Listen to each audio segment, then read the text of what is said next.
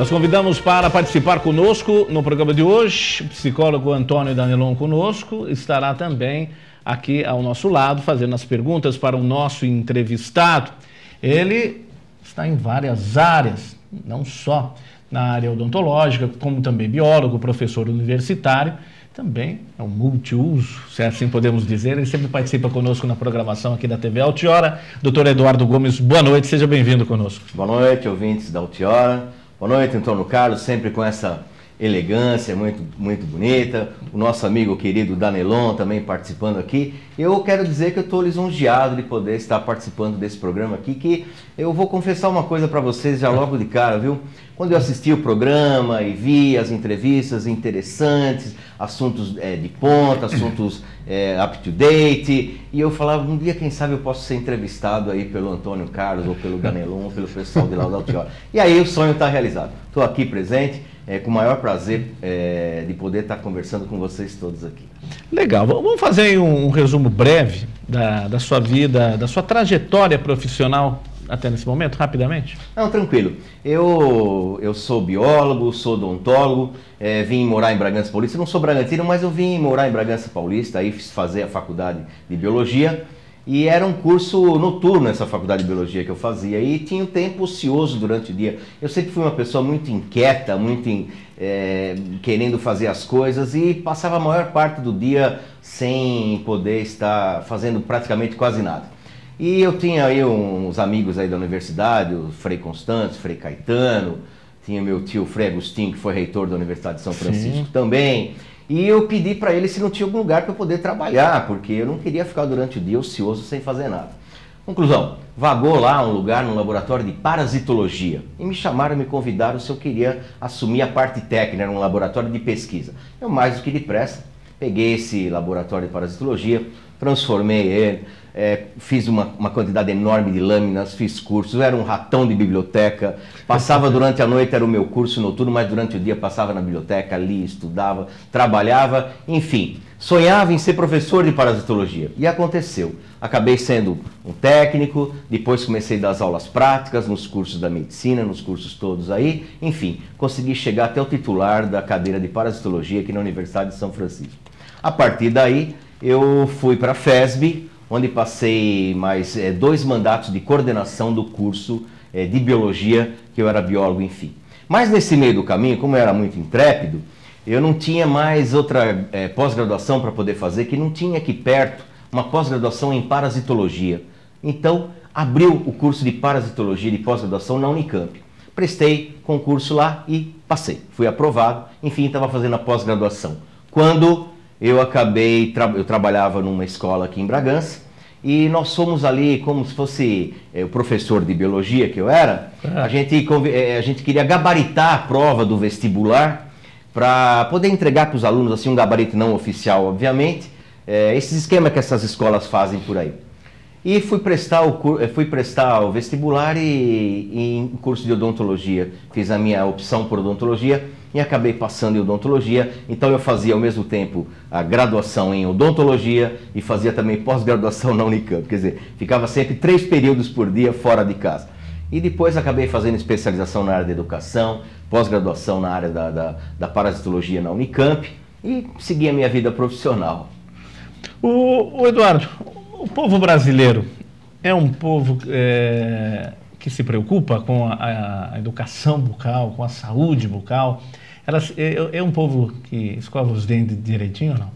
Olha, já diziam os titãs, né, que o Brasil é o país dos banguelas, né, Antônio Carlos? Não é, Danelon? Sim. País dos banguelas, e realmente acontece isso. Mas veja bem, eu acredito que a falta de cultura do povo, de uma maneira geral, contribui isso para o que você falou, viu, Antônio Carlos? Porque o desconhecimento, a ignorância que eu digo, o indivíduo ele desconhece a possibilidade e aquilo que a saúde bucal deve apresentar, por exemplo, a escovação diária, fluorterapia e mais ainda, fora essa situação de que o povo não conhece muitas vezes a necessidade que isso tem, a gente pode dizer que o acesso a esse público mais pobre, mais carente, a odontologia, não podemos dizer aqui nos grandes centros que nós estamos, mas um pouco mais fora do nosso centro aqui, fica bem complicado o acesso à odontologia. Então acho que tudo isso é uma somatória, viu, Antônio Carlos? A parte educacional, que o povo realmente desconhece, e também a acessibilidade, enfim.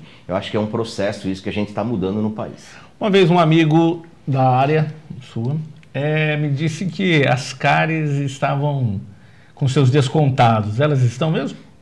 Acho que daqui talvez muito tempo, porque nós temos aí desde os homens da caverna, o homem de Neandertal, o Australopithecus e todos esses que vêm por aí, até o Homo sapiens, nós temos problema de cárie. São bactérias que causam a cárie e dificilmente vai poder aparecer uma vacina ou alguma coisa que possa extinguir as cáries de uma vez, porque as bactérias são pequenos animais que têm um ciclo de vida muito curto.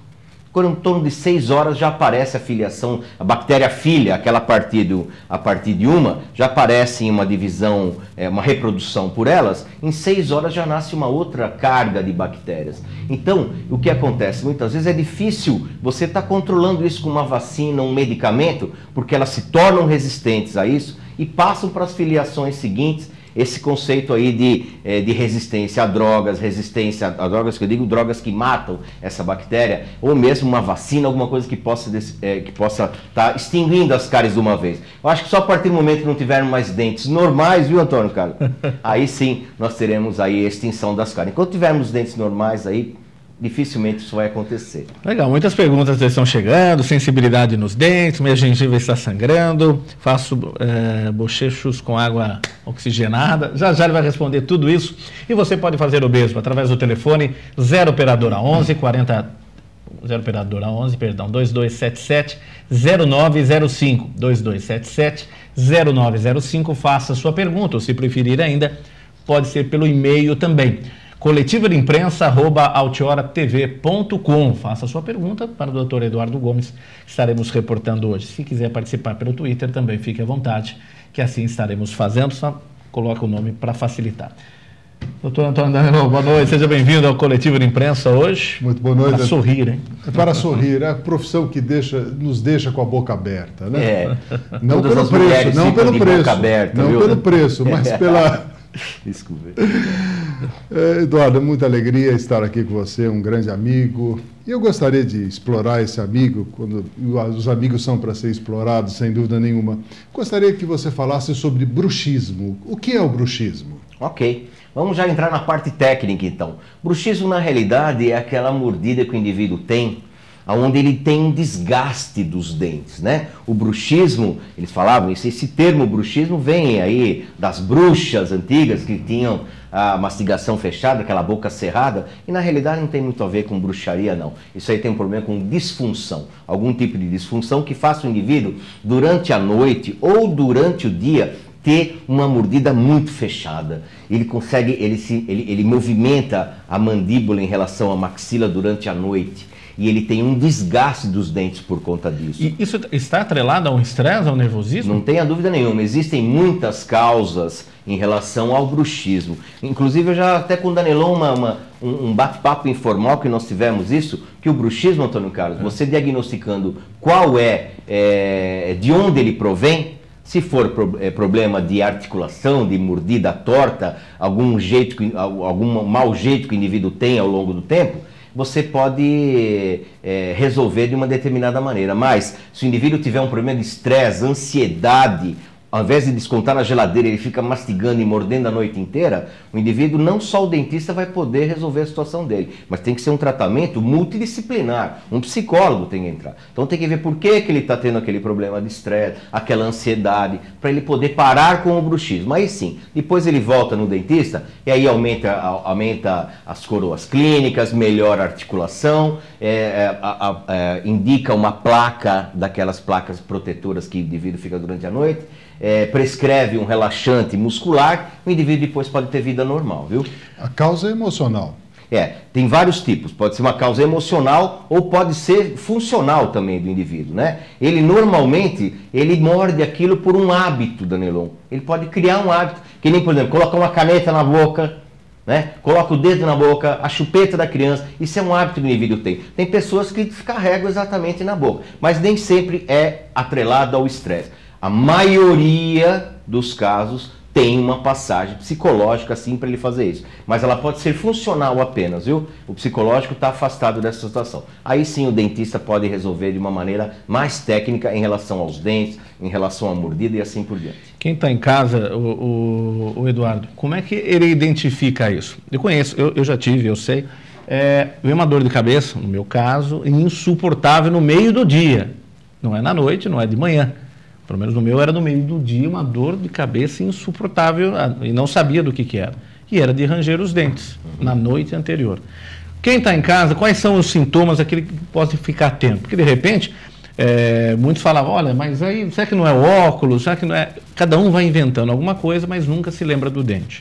Muito bom, legal, boa pergunta. E eu posso dizer uma coisa, normalmente você está dormindo à noite, né? Está inconsciente, naquele estado de inconsciência do sono, muitas vezes você nem sabe que você está fazendo isso. Agora, a pessoa que está do seu lado, a pessoa que dorme no seu quarto, a pessoa que ouve você dormir, ele escuta você rangendo os dentes à noite. Então a primeira coisa que ela fala no dia seguinte, nossa, você passou a noite inteira mastigando, estava ruminando alguma coisa, o que aconteceu? Na realidade não é nada disso, é o bruxismo, essa coisa de estar mordendo aí, você está pressionando a articulação, aquela mordida e desgastando os dentes. O segundo lugar é o desgaste. Você começa a olhar e vê que os dentes estão ficando retos, desgastados, cada vez mais e mais e mais e mais e mais e mais e mais. Você não pode chegar ao ponto de ter um desgaste enorme. Já no início, você deve estar observando essa situação, alguém que escuta você dormindo, ou você percebendo que tem uma dor intensa no dia seguinte, como foi o caso do nosso amigo aí, você tem uma dor intensa no dia seguinte, de onde vem? De onde provém exatamente isso?